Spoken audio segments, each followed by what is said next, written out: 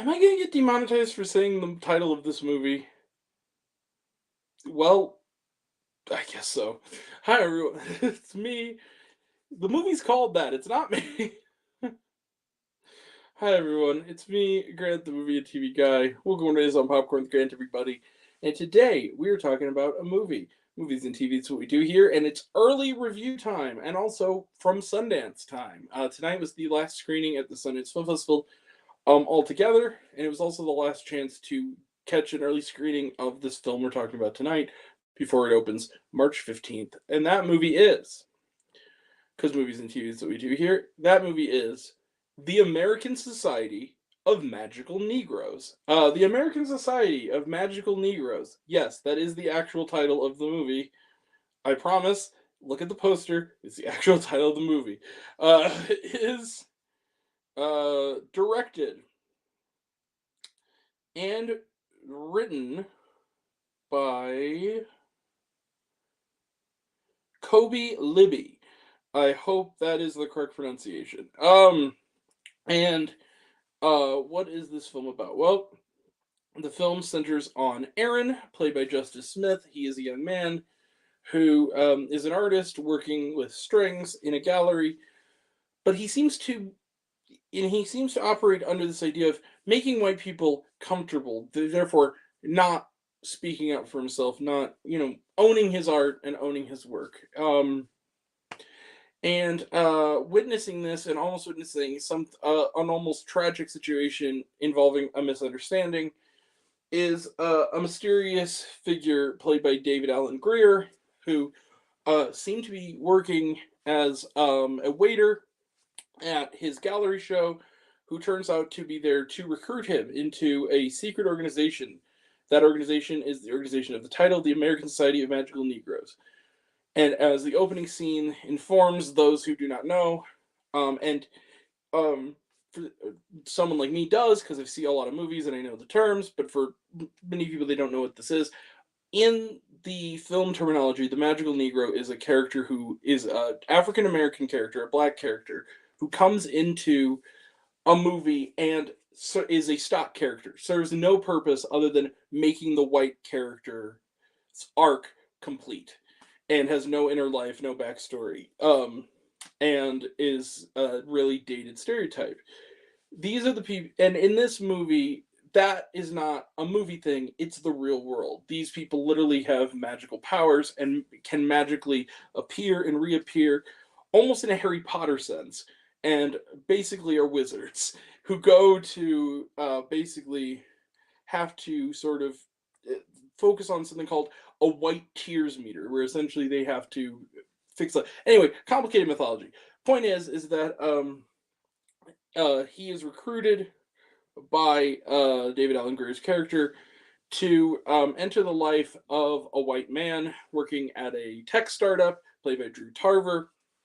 But very, very soon, um, this also coalesces with a meet cute at a coffee shop right before his first day in the society with a young woman named Lizzie, played by Anli Bogan.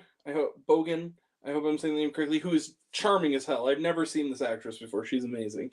Um, and they seem to hit it off. But turns out she works at the tech startup that he has to pull off this thing, and due to various misunderstandings, suddenly uh the white person that he has been designated falls for her, and if he tries to intervene and develop any kind of relationship with Lizzie, it could upend the entire society as he knows it.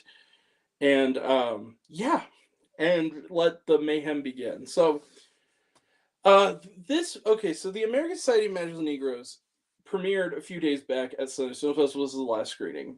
The reviews have not been kind. It has a 42% on Rotten Tomatoes. I don't think that this is a perfect movie necessarily, but here's the thing. I kind of love this movie. I thought it was really funny and really charming and really smart. There are some great gags. There's one gag spoofing the Green Mile that I think is one of the funniest things I've seen in a movie in a while. And there's other elements to this. some cleverness to the way that it's told, and there's also some genuine depth to the idea of, as much as it seems like it's stereotype, we're kind of informed early, and this is not really spoilers, this happens at the beginning. David Allen Greer tells the Justice Smith character, like, us existing in this society is the only thing keeping white people from becoming so uncomfortable that they could, hurt people. Like, they could hurt black people.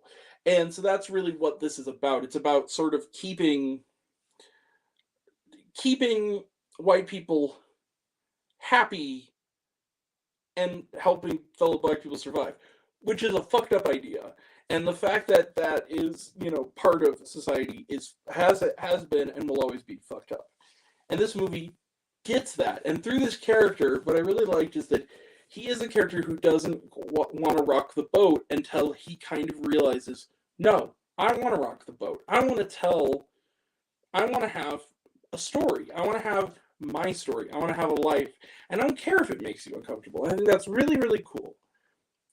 The only big thing I have with this movie that is kind of bugged me, and I wish it wasn't so, is that because of how incisive that satire is, the movie, I think, sometimes plays it a little too safe. I think this movie is a little too quick to go to the conventional when the weird and incisive is a better option, to go with the more PG-13 kind of stuff when a more R-rated approach is maybe a little bit more pronounced. Go with the romantic comedy more than the satire, and that's too bad. It kind of loses its nerve. It starts really strong, and then it does kind of sort of lose its nerve in the interim, making this love story become so prominent. That being said, I liked the love story enough that it kind of helped me through the parts of this that didn't work. I like the two of them together. I think they have really good chemistry. Justice Smith and and Lee Bogan. Those two are really good together. I like that there's depth to the Drew Tarver character, and he is changed where you actually kind of hate him at parts, and then you also kind of are like, maybe he's not so terrible. It's very well done. That being said, I think that also what makes this movie better than I think people give me credit for is the ending. I'm not going to tell you what happens, but there's a reveal at the very end involving another character that we didn't know the whole other movie was going to happen, that not only is unexpected, but is very, very funny. And I think it ties the movie up kind of in a perfect little bow. So yeah, I kind of love this movie. As much as I have issues with it, I do. I think that the fact that a movie like this with this premise and this message exists and is as good as I actually think it is kind of amazing. It really is kind of interesting that finally I think they're doing something with this really tired trope that me and a lot of other, I think, film journalists and just fans of storytelling are kind of sick of. And they do it in a way that's really funny and really clever. I think they could have done more with it, more with sort of satirizing that. I think that they kind of push against the wall of incisiveness and don't quite break it down, which is a little too bad.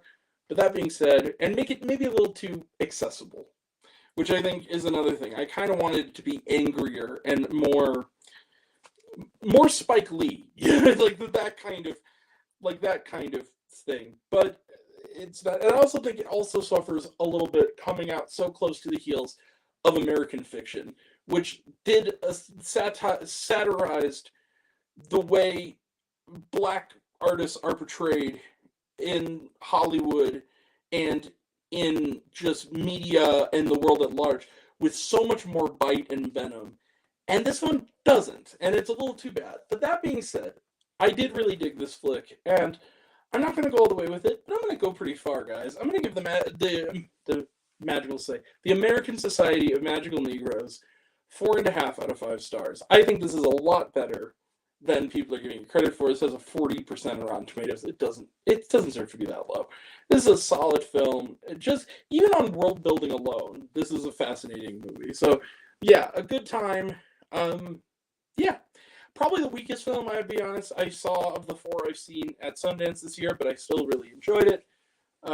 So yeah, the American Society of Magical Negroes will be released wide in the United States on March 15th, 20 of this year, so look out for it. Also, Girls State, which I did a quick thoughts on, we'll do a review closer to the time, apparently is coming out on April 5th. So, if you want to know my early thoughts before the review, go to my second channel, more Popcorn Grant. So yeah, 4.5 stars out of 5. Let's close the book on it. Trailer trash done, because I watched it at Sundance, so there were no trailers. Oh, was it shawarma? No, there was not. All right, that's it. We will be back tomorrow for another early review, this time of AMC Scream Unseen. We do not know what it's going to be yet. It'll be a surprise. I'm pretty sure it's going to be Out of Darkness. And more to come. That'll all be next time. Oh, and next Sunday is the best films of 2023, and then the following Saturday is the worst films. That's all coming up, and that'll all be next time, and until next time, I'm Gary the Movie and TV Guy. I see it all, and I'm happy to share it with you. I love you all. I appreciate you all.